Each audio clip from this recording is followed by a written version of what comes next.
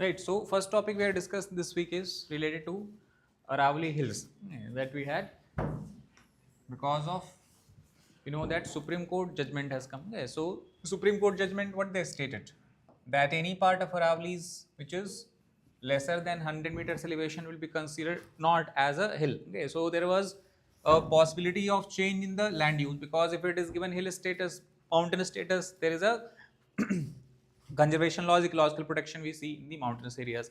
But here in this case, what will happen? Land use changes. That means the part of Aravallis can be used for what purposes? Mining purposes, okay, for taking up the mineral resources and all that. So that was news. We will not have to go in details about what is the actual issue and why Supreme Court has stated this. In this topic, we are going to discuss generally about the importance or significance of hills or mountains. Okay, that is relevant for mains examination also. So first of all, two terms we use. One is hill, other is mountain. Simple difference is hills are considered to be of lower elevation, and mountains are on the other hand, what do they have? Higher elevation, and they are much more steeper in nature. Okay, basically hills also considered like this, kind of this kind of structure. Mountains on the other hand is having something like this kind of structure. That means we can say hill generally are more uniform in appearance, kind of rounded shape also we can say, uniform or rounded in shape, that we can call as hill of lower elevation. Mountains are taller and steeper in nature, but both have their own geological significance, because we know that mountain hills both formed by the same process. Two, three processes we have. One is through volcanic eruption. Okay, you have the lava that can deposit, solidify to form mountain. Other process is what? Continent convergence. Okay, that is the fold mountain formation. Apart from that, also you have faulting. We have discussed block mountain formation due to continental divergence and such. Okay, that is the geological significance. At a global scale, if you look, 25% of global land area is which kind of area? Hill and mountain area. And overall, if you look, 40% of global population, either they are residing in the mountainous hill areas or they are directly indirectly dependent on this, okay, for various important this services and goods, we can say. Now, if you look at one of the major significance for the hill and mountain is that they provide ecosystem services. That is, this we can say important from the ecological perspective, environment perspective. Example, it is the hill that act as what? Protection for watershed. Okay, like Vindhyas hill, if you check in case of India. So this is Vindhyas. From the northern slope of Vindhyas, you have several rivers that originate and they go and join river Yamuna, that go and join river Ganga as such. Similarly, from the southern slope of India, also several rivers are originating. Okay, and these are rivers that meet river Narmada as such. So overall, hills ensure that water is available in this area also, that area also. So watershed protection. Second, what happens? The water that basically the rainfall that occurs in the hilly areas, finally after trickling down through the slope, they do and go and recharge the groundwater as such. So groundwater table also will be quite higher as far as the hill regions is concerned. Second, they also help in what? Regulation of climate overall, we can say. Like for example, if it is hill, because of higher elevation, what will have? Forest area and all that you will see in case of India. And forest keep on continuously releasing water vapor by the transpiration process, evaporation process. So these water vapor that will go up further, what will happen? They will condense. Again, they will fall down. So to some extent, regulation of climate is being done. Plus orographic effect we have discussed in class, right? The presence of hill causes the wind to rise along the slope. So like Western Ghat, Western slope receive very heavy amount of rainfall. On the other hand, the eastern slope where you have the leeward side, what do you have? Winds are descending. So the amount of rainfall is very limited or negligible. So dry climate on one side and wet moist climate on the other side.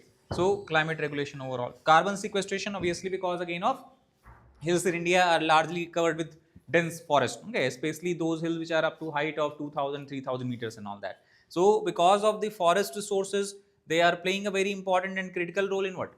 Absorption of carbon dioxide from atmosphere, because you know that due to industrial pollution, more and more amount of CO2 is continuously being released. Okay, that is the main result of reason behind global warming as such. So by ensuring carbon sequestration, what they are doing?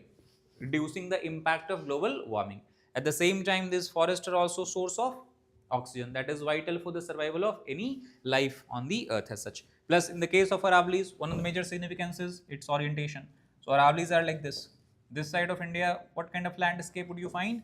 Desert. And this side you have the plain areas, okay, Delhi, UP, Punjab and all that. Now suppose if you carry out uncontrolled excavation, drilling, mining in the Aravallis, what will happen? This barrier will be lost. And during the monsoon time, especially, you have the southwest winds that are coming from this direction. They will take the sand particle from desert, and where would they be deposited? In the plain areas and all that. So to some extent, we can say it act as a barrier for against the desertification or sandification. So wind buffer overall, we can say, is also one of the significance of Aravallis. Historically, if you look from civilization perspective, also hills have played a very important role, right? Like for example, trade route. If you talk about in India, we have Mongol Empire. So why Mongols did not invade India? One of the reason given is the presence of Himalayas. Okay, they are not able to easily cross through the Himalayan barrier. Plus, same thing we can say, that means it act as a what? Defense vantage point. Okay, it ensures that military of any other country, enemy country, is not able to enter any land as such. So like for example, Pakistan, China, all side what we are surrounded by Himalaya as such. To some extent, it serve as a defense barrier, security barrier, we can say. Right, pilgrimage, lot of pilgrimage sites you have in different parts of mountain, like Himalayas itself. What will have? Gangotri, Yamunotri, Kedarnath, Badrinath, right? Then what else do you have? In the Aravallis, around Aravallis, you will find Pushkar. Pushkar is a city that is the only place with temple of which god? No. Pushkar in Rajasthan, the only temple of Lord Brahma. Where would you find? In Pushkar. Okay, so that also is around Aravallis as such, right? Similarly, in the you have Amarkantak hills we have discussed, right? There you have. So in almost every hill nearby you have what? Tirumala hills, where you have the Tirupati temple. So majority of hills in India host certain pilgrimage sites, right? Dynastic capitals, obviously, because if you talk about Rajasthan, especially Aravallis, Aravallis are also known for large number of forts. So why forts were built on the Aravalli, top of Aravallis? Because first it provides protection against any invasion. Plus, if you are at the hilltop, you'd be able to see at a very far distance. So if any enemy, okay, their military and the Sena is coming, what will happen? You would prepare accordingly and ensure that you take adequate action. So Chittorgarh fort, okay, right? You have this Amer fort, right? Kumbhalgarh fort. So a lot of forts we have in the Aravallis. So overall, we can say due to this, mountains are not just some barren landscape or geological, we can say, structures. They're also the place where cultural identity is shaped, right? So that's the way of understanding this. Now, a few examples, if you look in the case of Aravalli, since we are talking about in this context. So a part of Aravalli in Gujarat is called as Pavagadh. Okay, so Pavagadh Hill was known as a capital of which kingdom? Champa Ner kingdom, right? Similarly, Vindhya, we talk about this already, we have discussed. What it is acting as? Indo-Gangetic Deccan boundary. Okay, Vindhyas are basically in the central part of India. If you go to the north, what will you find here? Indo-Gangetic plain. Several rivers originate from Vindhya, Betwa, Kain, we have discussed, and they go and join river Yamuna as such. Plus, hills are also the source of origin of river as such. Which rivers originate from Aravallis? Okay, and what else? Banas is flowing in which direction? Eastern direction, eastern slope. What river originates from the western slope of Aravallis? The only inland river of India. Which river? Luni river. So that also is one of the significance played by mountain and hills as such. Plus, we know that hills are also the site of biodiversity. Like in the central part of India, in Aravallis, Vindhya, Satpura, what will you find? The forest that is made up of India is largely, if we talk about in India, forest, I think natural vegetation we have discussed, right? Which forest cover the largest region of India? Deciduous forest, okay? And two dominant species I told you that is found in deciduous forest is teak and sal as such. So these are also, in the case of India, Satpura are considered as endemic species of this particular area. Satpura also, because of the biodiversity, because of forest coverage, it will also host what? Animal life. So Satpura has Satpura Tiger Reserve as such, right? Similarly, tribal livelihood, we know that a lot of tribes are there residing in different part of forest in central India, eastern part of India. So if forests are degraded, if hills are degraded, what happens? It also impacts the life of tribals. Tribal displacement is direct result of hill degradation that we are seeing in different part of India. An example you can take is of Hasdev Hills. Like when Aravalli protest began to pick up, okay, one case study we see is coming from Hasdev. We have discussed Mahanadi river system. I told you one of the tributary of Mahanadi river is Hasdev river. So Hasdev river, why? Because Hasdev river originates from a small hill that is part of Eastern Ghat called as Hasdev hill. So if you look at and compare the pictures, you would clearly see that 20 years before it was a green, lush, dense forest, hilly areas. Today it has completely been turned into barren landscape. Why? Because mining has been carried out in uncontrolled manner as such, right? So due to this, lot of tribes which are living in Hasdev Hills, they have to migrate in different part of region, this India as such. So tribal livelihood to large extent it is also getting impacted as such. Plus it is in the hills, you will find also caves, and caves are known for what? Early human art, like in India, Bhimbetka cave art you would have studied about. That also we can say is part of climate. Now biggest question is that why hills are considered as irreplaceable? Again, to summarize the different roles it play, it acts as a what? Ecological buffer zone. Second, it provides support to livelihood. Okay, livelihood support for large number of people as such. Second, it regulate what? I told you example of rainfall microclimate regulation. Then cultural geographies are shaped in the hills and mountains and such. Plus hills are also being used as what? A strategic terrain. Okay, like for example in Karakoram range, what do we have? Siachen glacier. So Siachen glacier India is using as what? A strategic terrain, because we have stationed our military at such a great height. What is the reason behind? Because we want to ensure that any incursion either from Chinese side or Pakistani side can be repelled, okay, at earliest possible. That is how we use it. Okay, overall human nature continuity, climate stability, obviously we can understand here. That is the first point. Second topic is a concept that was in use called as CRA, climate resilient agriculture. Okay, so we can discuss about this. Now, what is climate resilient agriculture? This we can simply look at the definition itself, okay, more clear. So, definition is given by an organization we have studied called as Food and Agricultural Organization. So, FAO has given a proper definition as far as the CRA is concerned. Now, what is climate resilient agriculture? One thing we cannot deny today is that the entire world is facing the consequence of what? Climate change. Largely, this we can say is a result of global warming as such. So, obviously, every sector is going to be impacted, including what? Agriculture. So climate resilient agriculture concept basically ensures that you anticipate the climate change, that what kind of changes you are going to witness in next couple of decades or even by the end of century and all that, how the rainfall pattern will change, how the temperature parameters will change and all that. And by anticipating those climate changes, you take certain measures to adapt to the climate change that we will encounter as such. And why we need to be prepared? So that we are not caught off guard. We know that it will come as a shock after 40-50 years, the rainfall pattern, temperature pattern will significantly alter. So you should be fully prepared to absorb the changes. Okay, it should not come as a shock to you. Okay, same thing we have discussed. What extreme weather is what we are going to face as such. So you are fully prepared, you have anticipated, you have adapted, you have changed the agricultural practices to ensure that extreme weather does not surprise you, and also you develop your capacity to recover. Okay, in the case climate changes leading to decline of the overall crop yield and all that. That is the overall impact of the climate resilient agriculture. Now obviously we know that climate change can lead to several problems. Agricultural productivity will decline. That is one thing that we know for sure. In next couple of decades, agricultural productivity, crop yield is expected to decline, and it's not only that agriculture will be affected, the adverse impact on agriculture will also be reflected on what? Socio-economic life of people, especially in India, where you have such a high population, huge population, agricultural dependent economy, you can say. So what we can expect in future? Because one of the aspect of CRA is what we have discussed. First aspect is predicting the climate change kind of parameters and all that. So what will happen? What we can expect? What we have to prepare for? We know that drought frequency will increase in India. Second, what will happen? As drought occurs, we know that it will directly result in crop failure. Crop failure would impact what? Food security. That means food insecurity would increase, as we are seeing in different parts of the world, including Africa. And as less food is available to you, many people, especially those who are marginalized section of society, who do not have enough income and all, what they would have to face? Nutritional deficiency. Nutritional deficiency, we can say, would finally lead to what?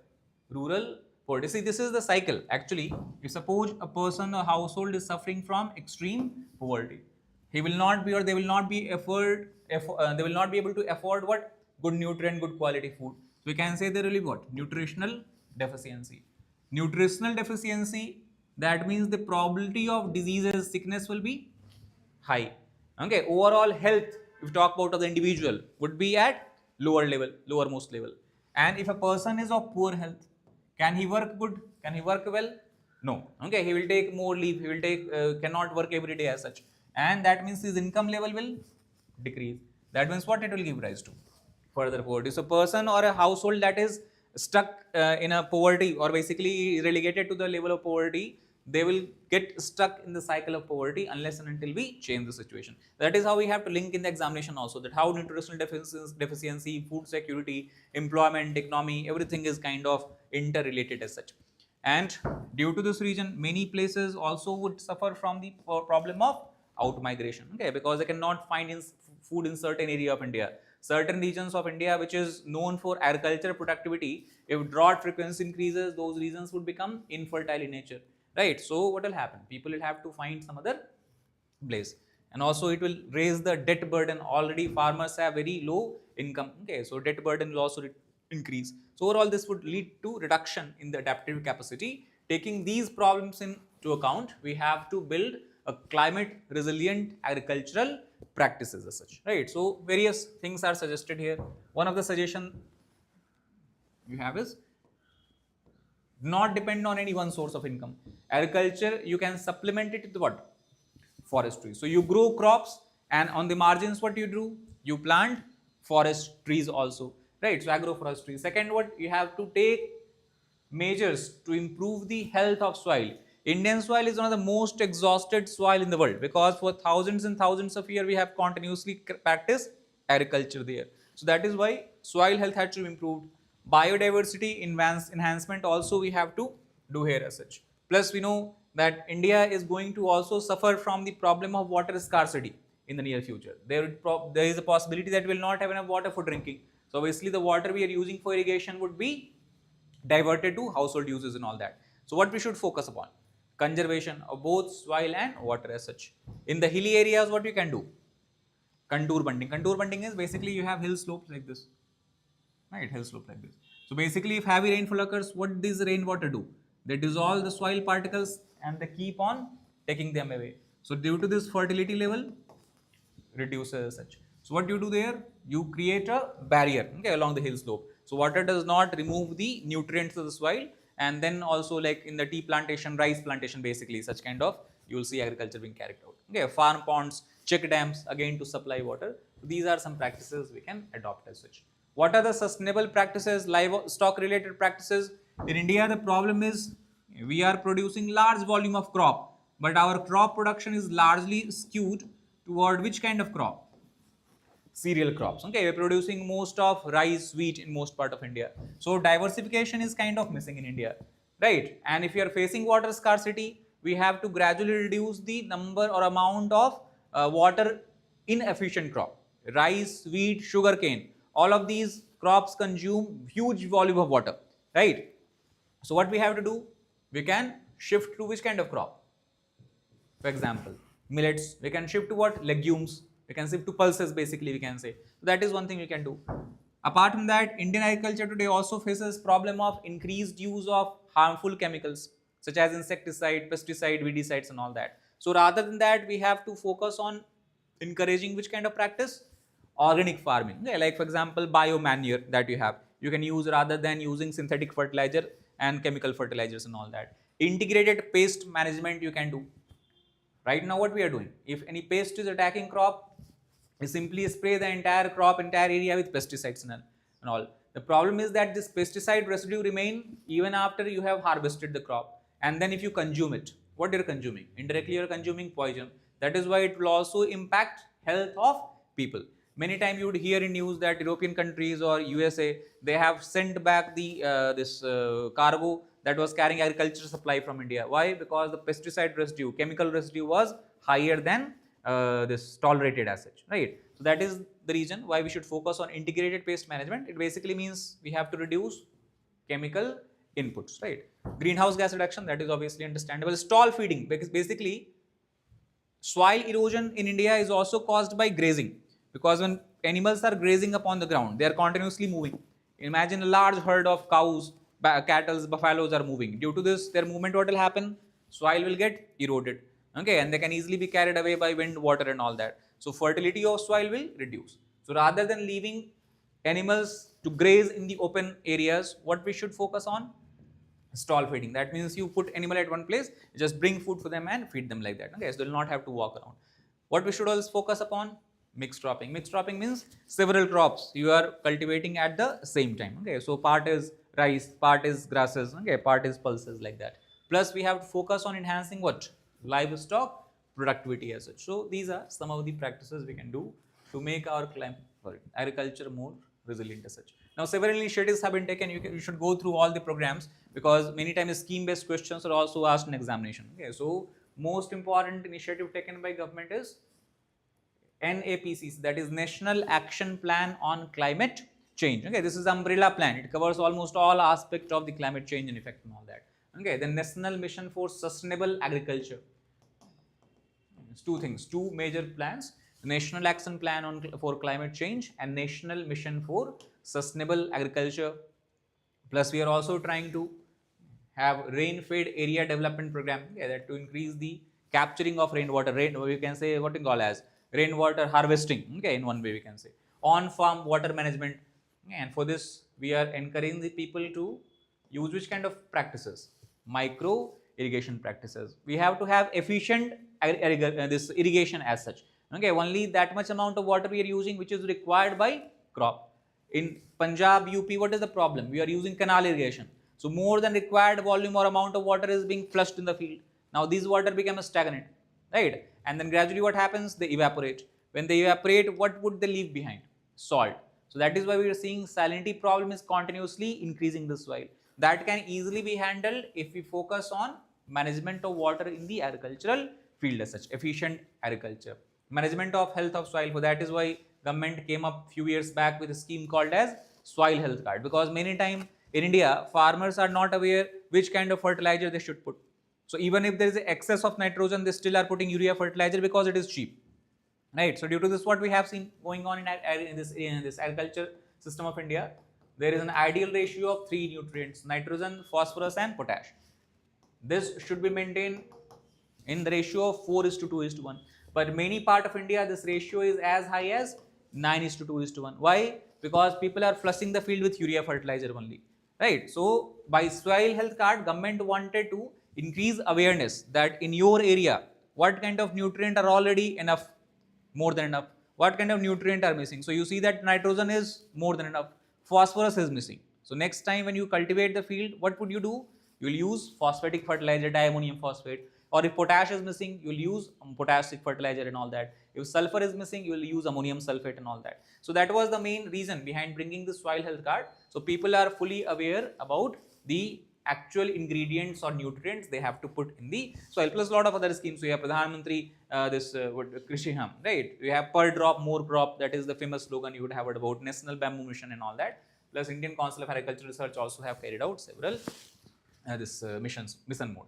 That is the thing. This is again a small topic called as overall it is defense procurement that India has done in the recent time as such. So if you look at the recent year means recent month, total we have signed a defense contract of the value 4,666 crore as such, right? Now what we have focused upon this procurement, one is infantry weapon. Okay, infantry weapon is guns, we can say, largely assault weapon we can say. Second, we also have procured what?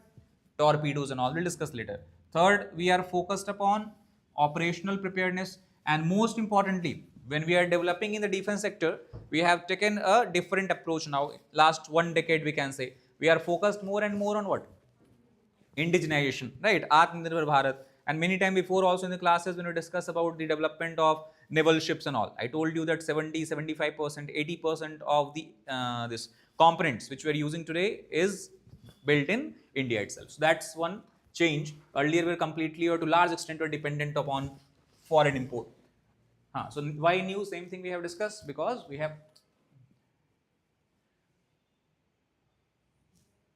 Ministry of Defence has signed contract, capital acquisition, modernization drive, indigenous platform, combat readiness, same thing we have written here. Now what we have procured largely, where majority of our money has gone. So this we have seen in the procurement of CQB. CQB is close quarter battle carbine, which is a kind of assault rifle, assault weapon. So you can see 4,25,000 Okay, that is the number of such weapons, such carbine rifle we have procured for used by two wings of military, army commandos and the navy commando. Reason is because we still are using something that is referred as legacy rifle that was used long time ago. Okay, so like for example, if we talk about this AK-47, okay, Kalashnikovs we talk about, or Indian made Insas rifle that we have and all, but they are not very efficient. And basically what we can see here, what is the term we are using? Close quarter. So now we have designed, especially Israel and all these countries have designed a assault weapon which can be more effective if you are tackling the enemy. Close quarters means what kind of enclosed area we talk about. Okay, so in that case it can be very advantageous. And what kind of warfare it will play a role in? Where you are in close quarter with enemies, when you are practicing urban warfare. Okay, that means a city is there, town is there, terrorists are wandering around, right? And they are in every street, you are trying to fight with them. So there, this kind of weapon can play a very important role in all that, right? So what is the advantage? Advantages for confined space combat, plus it is having high lethality. Okay, so that is the reason why given the order of such a large quantity as such. Now see here, when you talk about the import, we are not directly importing now like before. We have focused here also on what? Manufacturing it indigenously. So two companies are there who are awarded the contract, not important for examination, but just for this information. Bharat Forge Limited and PLR System Private Limited. These companies will produce it. Indian vendors are there. So it will work under what? Make in India program as such. And in the last classes also told you that when we talk about Make in India in the defense sector, we are not giving the contract entirely to one particular company or two particular company. We are also trying to create a proper ecosystem here. And how you can create ecosystem? If you diversify the production. And thus we are seeing more and more involvement of MSAB companies. So several companies are there. Okay, they are making different equipment, component and all that. Finally, all of them are taken, and then assembly work is done as such. So that's the manufacturing. Second I discussed is what we have focused upon, production of torpedoes. Torpedoes are known for naval warfare when you want to strike ships, okay, or submarines and all that. So overall 48 quantity of torpedoes we are inducting from which country? Italy here. Okay, so that is thing. Underwater warfare and to enhance our naval strike capabilities and all that. So that's the other area where we have spent majority of our money in. Third is submarine, because we have to be ready for a threat that seems to be coming from China. China in the recent year have focused a lot in enhancing their naval capabilities. They are rolling out every couple of months, they are rolling out new ships and all that. They are developing a lot of aircraft carriers and all. Okay, all around India also I told you what they are doing. They are basically they are taking charge of port and string of pearl policy it is also called as. So that is why we have to develop our naval capacity. And one of the major project currently focused on Indian Navy is development of submarine, that is Kalvari class submarine. The project is called as what? Project 75. So under this project, the class of submarine which you are producing is a Scorpion class it is called as, because we have basically collaborated here with which country? Scorpion class submarine with the help or support of France. So diesel electric submarine, that is what we are doing here. So largely for naval warfare and all that. Yeah, so Kalvari class project 75 with the support and help of France. Next is in the fiscal year 25-26. If you talk about the modernization, we have a spend or we have total budget of how much? 1,82,000 crore, and this all we have been using for capital acquisitions, force modernization, indigenous capability development and overall strategic preparation. Examples of few we have discussed today, plus I think every class of current affairs we have discussed at least one to two things about defense and all. Okay, what we have procured, what we have been building recently. So that is the point here. Then coming to next is Dulhasti Stage 2 hydropower project and Indus Water Treaty, both were in news as such. We know that after the Pahalgam attack, Operation Sindoor was launched, and before that also we have taken what you can call as a step of suspending the Indus Water Treaty, or the term that is used is which term by Government of India? Abeyance, right? Very good. So abeyance of Indus Water Treaty. So it is in this context now we have decided that we will not give all the water to Pakistan, because currently 80% of Indus water is being transported to Pakistan, only 20% is being consumed in India. So now we have said that is very unfair kind of sharing agreement, and thus we are trying to build more and more projects, hydropower projects, dams and all that to utilize the river potential. So it is in this context, there is a committee called as EAC, Expert Appraisal Committee, that works under which ministry?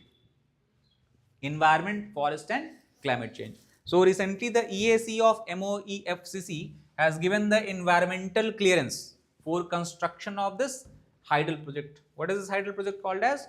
Dul Hasti. Okay. Overall capacity will be about 260 megawatt as such. EAC is basically for every project you have a EAC. For example, if mining has to be cleared, mining lease has to be granted, EAC has to clear it such. Hydel project, if you have to construct it, EAC has to clear it such. If you want to construct infrastructure projects to the hilly areas, forested areas, whether it is roadways, railway lines and all that, you have to get approval from what? EAC. So it is basically a team of 15-20 people, experts we can say, subject expert. They sit, they consult, they discuss about it, and in what you can call as basically there is no voting and all that. Okay? All people agree that okay, this is good project, there is no harm and such, whatever changes are required they suggest to the government, and based on that they clear the project and all that. So that is what they have given. Currently I think 12 to 15 different EACs you have in India as such. So Dulhasti project, it is over which river? One of the tributaries of, I think in this class already have discussed, this is river Indus. So first tributary is which one? Jhelum. And then coming from the Himachal Pradesh you have river Chenab as such. So Chenab made up of two streams, Chandra, Bhaga I told you, meeting near Tandi, and then further go up in the Jammu and Kashmir, and one of over the river Chenab, tributary of river Chenab, you have this project. Jammu and Kashmir is the state as such. So related to the Indus water system, okay, or Indus treaty. Now we talk about few important features about Dulhasti project. Which district of Jammu Kashmir it is located in? Kistwar. Kistwar is also gorge, very picturesque gorge formed by the river Chenab itself. Okay, so Kistwar gorge you should keep in mind. Gorge we have discussed, it is kind of what? Deep. Okay, yes. Okay, so deep valley we can say, that is due to erosional activity of river. So Kistwar gorge is formed by river Chenab. Capacity we have discussed. Configuration simple. Underground powerhouse. Most importantly, this term you will see every now and then in news. What kind of project is it? Run of the river project. Basically, if you want to generate hydroelectricity, what you can do? One, you create a large dam structure, and due to this, what will happen? Water will get stored here. This is, you can say, a large reservoir you have constructed, and then this dam will have gates. So this gate, what will do? Control the flow of water. This flowing water will then run the turbine which will generate electricity as such. In run of the river project, you do not construct large dams and reservoir. You use the slope of the land itself and the flow of the river itself to what? Run the turbine as such. So due to this, velocity of water will not reduce in the downstream areas. Here what will happen? If earlier 100 liter of water was flowing, because you have constructed a dam, what you have done? You have reduced the flow to suppose 20 liters. Here what will happen? Same 100 liters of water will keep on flowing there, okay? Because you're not storing water for a long period of time and all that. You're just taking the advantage of slope and the descent of river to run turbine and generate hydroelectricity. So minimal storage basically we can say is the purpose here. Apart from that, if you look here, Dulhasti, we are talking about which kind of project it is? Second project. So Dulhasti 1 also you have. Dulhasti 1 is total capacity of this project is how much? 390 megawatt. It was commissioned long time ago in year 2007 as such. So already you have existing infrastructure here. You have to slightly modify it, add some more things, and you are good. Now for this purpose, there is one tributary of river Chenab. The tributary, the name of tributary is what? Marusudar. Okay, Marusudar is the name of Chenab's tributary, and we are diverting water from the Marusudar river, and we are also linking it to the Pakal-Dul project that you have in the Chenab, and we are constructing or developing a cascade, okay, cascade hydropower system as such. That means water of the river is flowing from higher height to lower height, lower elevation and all that, and that is how they run the exam. So optimized water use and all that. Now from examination perspective, what you have to keep in mind? Two facts. Marusudar river, it is tributary of which river? Chenab river. Second, several important projects you have on the Chenab. One of the most important one is Pakal-Dul. Pakal-Dul project is also where Pakistan had raised objection because it stated that it violates the Indus water treaty. Okay, India has violated treaty by constructing such projects and all that. So that is why it was in news as such. What is the significance? Already same thing we have discussed. Indus Water Treaty context in which we are discussing it. After the Pahalgam attack, we have put it under suspension, abeyance and such. And also by generating hydroelectricity, we are ensuring what? Energy security of India as such. Okay, so demand of energy, electricity has been increasing continuously. We are now trying to tap the hydropower potential you have in the state of Jammu and Kashmir, which we had ignored for almost how many years? 60, 70 years we can say. We are just using very less potential. We are focused on utilization of Western River. Western River means 6 rivers you have: Indus, Jhelum, Chenab. The water right over these rivers as per treaty was given to Pakistan. Then you have the eastern rivers, that is Byas River and Satluj. This was granted to India. So we already have developed lot of dams over these eastern river, like Bhakra Nangal Dam if you talk about, right? So that we are trying, Pung Dam you have, Harike Dam you have. And now we have shifted our gaze and attention to the utilization of Western River, because all of these are passing through India itself. Plus we also are, this is the also term you should keep in mind. What kind of uses we are doing? Non-consumptive. That means you are not consuming the water. Why? Because you are not storing the water. You are simply using the terrain to generate hydroelectricity, but Pakistan will not lose any water as such. It will be anyway finally go where? It will enter the Pakistan. So that is why it is called as non-consumptive uses. Overall, it is part of strategic infrastructure, we can say. If you briefly look at the Indus Water Treaty, signed in year 1960 with the help of or brokering of which organization? World Bank, right? So World Bank 1960, Western River, same thing I have told you. In India had limited hydro use for this, and if any dispute arises, or first of all, who ensures that IWT is implemented by both countries? There is a commission called as PIC, Permanent Indus Commission. So as per treaty, this commission has to meet once every year. Okay, and if any country have any objections, problems, in that commission meeting they can discuss about it. If suppose some disagreement arise, then the matter can be referred to neutral expert committee, which will be this constituted by World Bank. If in neutral expert committee also situation cannot be or any verdict cannot be realized, in that case matter can be transferred to the ultimate court, that is court of arbitration, and whatever is the final decision or verdict of court of arbitration, that would be legally binding on both the parties as such. So 3-stage mechanism you have for dispute resolution. First step is Permanent Indus Commission, second stage is neutral expert committee, and third stage is court of arbitration. So that is how we try to do that. If you look at the Chenab River, because we are talking about it, this again basic fact we already have covered in class. Where does it originate from? Himachal Pradesh, you have pass called as Bara Lachala. Madhusudan, major tributary we have discussed. What kind of river it is? India-Pakistan transboundary river. That is the overall, the river map we have drawn in class also. We have Indus, we have Jhelum, then we have the Chenab coming from here as such. Where does Chenab and Jhelum meet? Not in India. Where? In Pakistan. What is the last river that carry water to Indus? Satluj, right? So this is also previous year question. Then coming to the next topic that you have, basically related to Ministry of Home Affairs. Its annual report was published. Okay, so every year we know that all ministries publish their annual report. Some important facts or important points from this annual report we can discuss. So the report, basically the theme of the report of this year is what?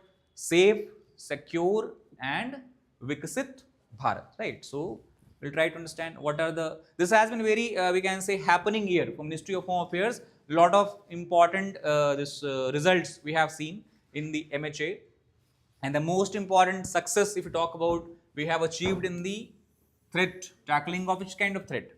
In internal security we have discussed the major threat India had faced since many years, 1967 overall you can say, is of left wing extremism. So lot of success CAPF operating under MHA has achieved here, and the example of this we can see from the fact that the most affected or worst affected district by Naxalism, which stood at 36 2 years back, has been reduced to just how many?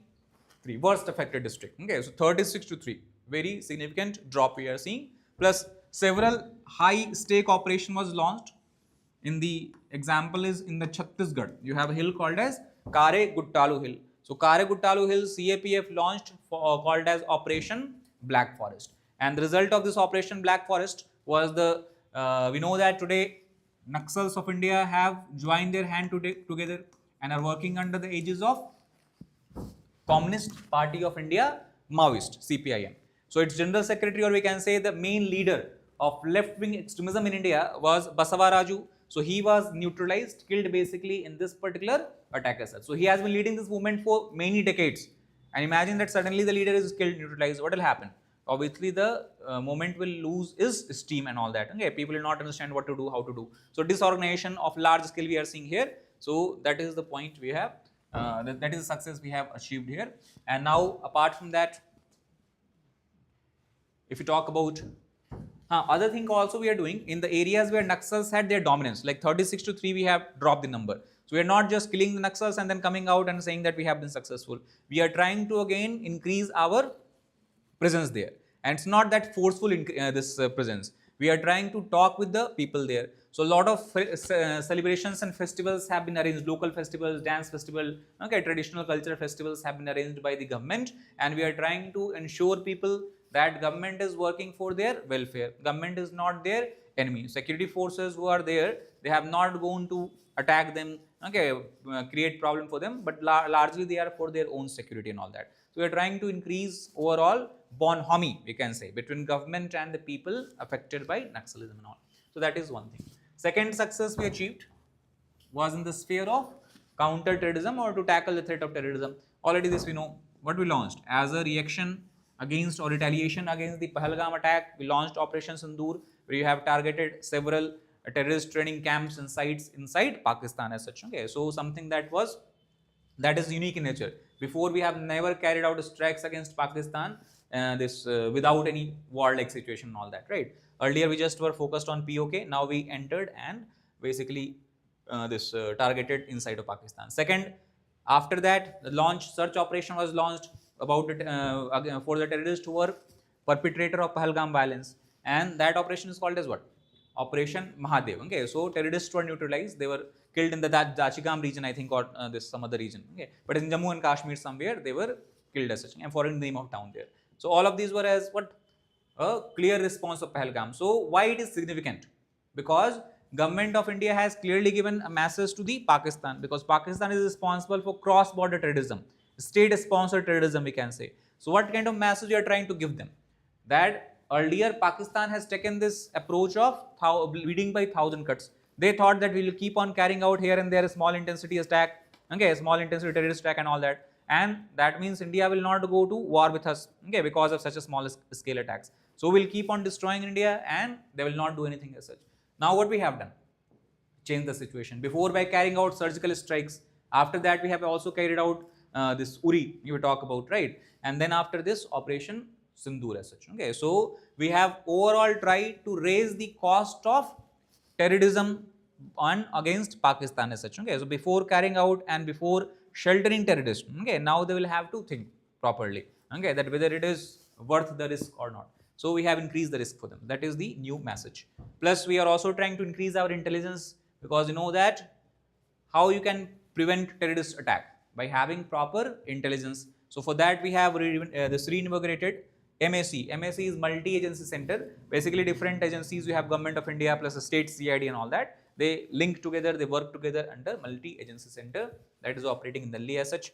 So for that, for what? For intelligence convergence and all that. Okay. So basically, some intelligence information that you have with states, it has to be shared with central agencies. And central agency, they have some intelligence related to a particular state. They will have to share to that particular state, government and police and all that. That is done by which organization? MAC, okay, multi-agency center. Plus, we also have created a platform called as Bharat Pol. Why? To have better coordination with the international agency called as Interpol. So Interpol, Bharat Pol, basically CBI and other agencies can easily integrate and coordinate with them. Plus, we also have taken a lot of reform in the criminal justice system, like 4CS strategy. Okay, we have plus E0 FIR we have done. Zero FIR would have heard about. This was introduced recently because the problem is that suppose a crime has been committed against you. Earlier the law was that you have to register where crime has been committed, only in that police station. Clear, right? That was changed. That was called as zero FIR. That means now you can register crime in any of the police station, even if it does not have jurisdiction where crime has been committed. Later on, it is the responsibility of that police station to transfer your case file to the relevant police station as such. That will not be your responsibility. That is why you call it zero FIR, because that police station will not give any number to the FIR. Once the FIR is transferred to the relevant police station, they will give FIR numbers. That is why zero FIR. Same thing now we have done E. E means we have made it online as such. Okay, so online also you can file FIR. So that is the changes. Plus, to tackle cyber financial crime, you also have made a lot of institutions and all that. National Forensic Science, I think something is the organization. Okay, so we are expanding it, and most importantly, one of the weaknesses in the India's criminal justice system or investigation system was the shortage of forensic science laboratories. So even if crime is committed in Delhi, you have to bring the sample to Hyderabad. Crime is committed in Ludhiana, you have to bring the sample to Hyderabad. So what we are trying to do now? Trying to open several branches, okay, of the same scale and all. Due to this, what will happen? It will help us in properly doing evidence-based policing. Analysis of DNA sample, analysis of the forensic samples can be done easily and faster, and that will help in tackling the crime also as such. That is the other aspect. Third, we also have focused on narcotics, borders and disaster management, for drug destruction, Operation Crystal Fortress. These are just names you can keep in mind. These are operations that we have launched to tackle the narcotics related problem. And in this year itself, we have destroyed drugs worth of how many crores? 4,800 crore. Right. So in internal security, we have discussed about organized crime, okay, and trafficking as such. Organized crime and trafficking as such. So I told you that one of the most, we can say most financially lucrative business for organized crime group is what? Drug trafficking. So you can imagine in 1 year, we have destroyed this much amount of drugs, plus how much amount of drug is already in circulation. Okay, so you can understand such a lucrative business it is. We also have focused on Vibrant Villages program. Vibrant Village program is basically to ensure that in the border areas, we are able to develop infrastructure, and the focus of the government is to ensure that people do not have to migrate away from the border areas due to lack of facilities, right? Because if more and more people are living in the border areas, what will happen? It will be very difficult for the enemies or armies like Chinese military and Pakistani military to enter in that area. Okay, so that is the point here. So Vibrant Village program, Operation Crystal Fortress, major seizures we have also done in this case. Okay, and also in disaster management, we are focusing upon having such kind of approach that reduces the casualties. Okay, so zero casualty we can say, that kind of response we have to undertake as such. So these are some of the other efforts as such. Plus MHA is also something that is involved in what? Inclusive governance and federalism, as I say. So MHA has stated that census should have been completed in year 2021, but because of COVID and later on some other reasons, it has been delayed. Because historically, if you look, every 10 years we have been conducting census. So this year it will be happening in 2027. What will change in this census? We'll also have caste census, right? And second, SIR you would have heard about. We are trying to do what? Purify the voter list. Okay, that means only legible voters. Okay, or if someone is counted twice, thrice, that can be removed as such. Okay, so to make it more robust in nature as such. Plus, we have constructed Bharatiya Bhasha Anubhag to promote local means Hindi language basically, and then regional language and all that. We are trying to revive what in the polity would have a study about zonal council. Okay, that act as a platform where states can resolve their dispute. So we have many disputes in India related to water sharing and all that. So that can be done here. Okay, and this is done under 130th constitutional bill and all that. Okay, that was instituted. So these are some of the efforts we can say.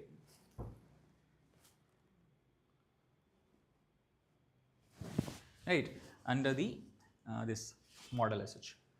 So what we can say in last, that for Ministry of Home Affairs, if you analyze the annual report, it seems that it is what? A watershed year, because the biggest achievement we have made is in tackling threat of left-wing extremism, right? 3063 worst affected district. Overall, the number of Naxal affected district also we have reduced. In 2013, 2014, it used to be more than 100. Now it has been reduced in double digits, 15 to 18, something like that now, right? The structural reforms we have been carrying, plus overall we are focused on overhauling the governance structure, okay, by SIR system and also doing several other things. So that's the point here. So overall, it seems that we are right on the path of what? Viksit Bharat. Okay, that has been the, we can say what, I told you the report, the theme of report has been particular in this. So safe, secure, transform and Viksit Bharat. Now in the last we can look at few of the questions from the topic we have discussed. Okay, so one is the Dulhasti Hydel project. Okay, so what is the right answer?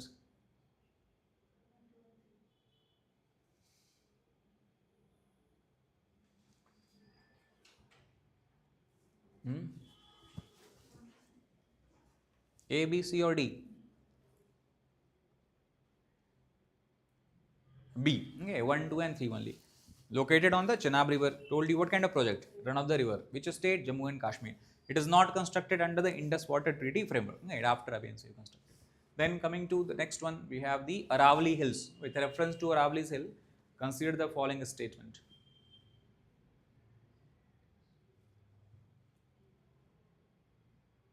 Yeah, this is also we have discussed in class. So what you can say? All the statements are correct. Okay, because oldest fold mountain, I told you Aravalis are almost 2.5 billion years old as such, right? So oldest fold mountain in the world. Run southwest northeast, starting from Palanpur in Gujarat, then passing across the Rajasthan and then going all the way up to Haryana, Delhi areas. Act as a climate barrier. We just have discussed in class that Aravalis prevent the desert or the sand particle of Rajasthan from entering the plains of India. And two rivers, from the western slope we have the Luni river, and from the eastern slope what do we have? Banas river. Okay. Then coming to the Naxalism. With reference to Naxalism, consider the following statement. This is also in internal security classes we have discussed all these points. So, okay, what do we have? We know that 1967 in the Darjeeling district of West Bengal, the village was called as Naxalbaris. That is why the entire movement is called as Naxalism. Right? Many times in the left-wing extremism, India we call as Naxalism. Nowhere outside of India you can use the term. It does not have any meaning. So only because Naxalbari movement began here. Second is primarily concentrated in the forest tribal belt. That is also correct as such. We know that you have the slogan given by Naxals from Pashupati to Tirupati. So all the way from the border of Nepal, passing through Bihar, Jharkhand, West Bengal, Odisha, and then to the central India, Chhattisgarh, further expansion toward Karnataka, Andhra border. Then most affected states are, which is the worst affected state? If you have to single out, it is Chhattisgarh. Even the deadliest left-wing extremist attack we have seen where? Chhattisgarh, like Bastar region, Dantewara, okay, Sukma district if we talk about. So these are things. Jharkhand, Odisha and parts of Maharashtra. So all this correct. If you look at the importance from examination perspective, the most important one from prelims perspective, which one? Dulhasti. Okay. Questions, river system. In Indian geography, I told you, the maximum number of questions in the prelims is asked from which topic?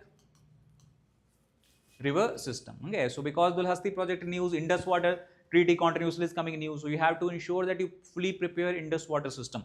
Okay. All the rivers, important projects there, how they are meeting, where they are meeting, origin point, confluence point and all that. So mapping based questions can easily be asked from this. Second, what do we have? CRA, climate resilient agriculture we have discussed, where you will have mains related discussion you can do. Why? Because we have seen in the mains GS3, environment and biodiversity. There they are asking nowadays questions related to climate change. Okay, what is its impact? How it can impact different sectors of India and all that. So agriculture based impact you can talk, plus also evolving practices in farming and agriculture. So climate resilient agriculture, that is one new novel method of carrying out agriculture. Its different attributes we also have discussed. Then again, from mapping perspective, Aravali Hills are in use. It is also part of your syllabus. Geographical region of India, part of Peninsular Plateau, more specifically part of Central Highland. Where we have discussed Aravali, Vindhya, and then what do we have? The Malwa Bundelkhand Plateau. So again, important from which perspective? Mapping perspective. In mains there is less probability, but question can be asked, or you can use it as a pointer whenever there is a debate between environmental protection, ecological conservation on one hand, and second, development. Many times you have to maintain a balance, because uncontrolled development can destroy environment. And if you are hell bent on protecting, preserving environment in its most pristine form, development is something that you will have to sacrifice. So a healthy balance is basically is required in this kind of case. Third, next is MHA report. We have discussed annual report. So important point, because in GS3 left-wing extremism is a direct present in your syllabus and topic. There again, what are the steps government has taken, what kind of results we have witnessed, okay, way forward solution, all that we have to study there. Defense contract not very important, few points, facts you can remember from prelims perspective, okay, the facts and all that. So that is about this particular